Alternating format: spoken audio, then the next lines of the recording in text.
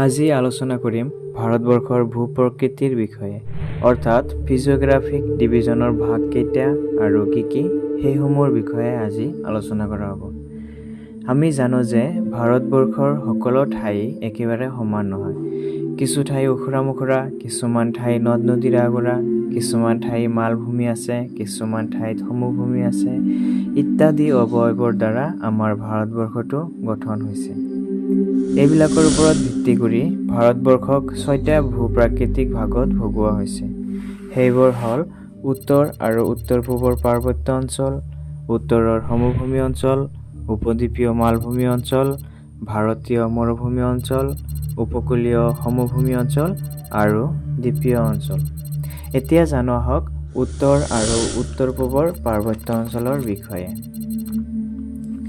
উত্তৰ আৰু উত্তৰ-পূবৰ পাৰ্বত্য অঞ্চল ভাৰতৰ একেবাৰে উত্তৰ প্ৰান্তত অৱস্থিত। হিমালয় আৰু উত্তৰ-পূবৰ পৰ্বত পাহাৰেৰে এই অঞ্চলটো গঠিত। উত্তৰ-পশ্চিম ভাৰতত এই পৰ্বত শাৰীৰ দিশ স্থিতি উত্তৰ-পশ্চিম দিশৰ পৰা দক্ষিণ-পূব দিশলৈ।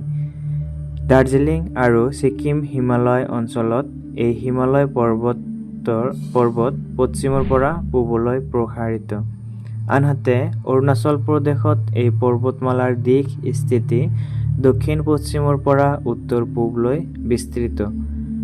নগাভূমি, মণিপুৰ আৰু মিজোৰামত এইবোৰ উত্তৰা-দক্ষিণাকৈ অৱস্থিত। পূব-পশ্চিমাকৈ এই বৃহৎ হিমালয়ৰ দৈৰ্ঘ্য 2500 কিলোমিটাৰ আৰু উত্তৰা-দক্ষিণাকৈ ইয়াৰ প্ৰস্থ 160ৰ পৰা 400 কিলোমিটাৰ। বন্ধুৰতা, পৰ্বতমালাৰ সংৰক্ষণ আৰু অন্যান্য ভূ-আকৃতিক অৱয়ৱৰ ওপৰত ভিত্তি কৰি এই হিমালয় পৰ্বতমালাক বা এই অঞ্চলটোক 5টা ভাগত ভাগ কৰা হৈছে। সেইসমূহ হ'ল কাশ্মীৰ বা উত্তৰ-পশ্চিম হিমালয়, হিমাচল আৰু উত্তৰাঞ্চল হিমালয়, দাৰ্জিলিং আৰু ছিকিম হিমালয়, অৰুণাচল হিমালয় আৰু পূৰ্বদিশীয় পাহাৰ আৰু পৰ্বত শ্ৰেণী। এইসমূহৰ ভিতৰত কাশ্মীৰ বা উত্তৰ-পশ্চিম হিমালয় এই অঞ্চলটো কাৰাকৰম, লাডাখ, জাস্কৰ আৰু পীৰ পাঞ্জাল পৰ্বতমালাৰে গঠিত। এই অঞ্চলতে বৃহৎ হিমবাহ বা গুৰুত্বপূৰ্ণ হিমবাহ যেনে বৃহৎ বাল্টৰ, চিয়াচিন এই অঞ্চলটোতে দেখিবলৈ পোৱা যায়। ইয়াৰ উপৰিও এই অঞ্চলটোতে বিখ্যাত গিৰিপথ আছে। সেইবিলাক হ'ল বৃহৎ হিমালয়ৰ জজিলা, পীৰ পাঞ্জালৰ বৰ্ণিহাল, জাস্কৰ পৰ্বতৰ ফতুলা আৰু লাডাখ পৰ্বতৰ খাৰদুংলা। ইয়াৰ উপৰিও এই অঞ্চলটোত নিৰ্মল পানীৰ হ্ৰদ যেনে ডাল আৰু উলাৰ আৰু লুণীয়া পানীৰ হ্ৰদ পানগংছ, সোৱামুৰিৰি এই অঞ্চলটোতে দেখিবলৈ পোৱা যায়।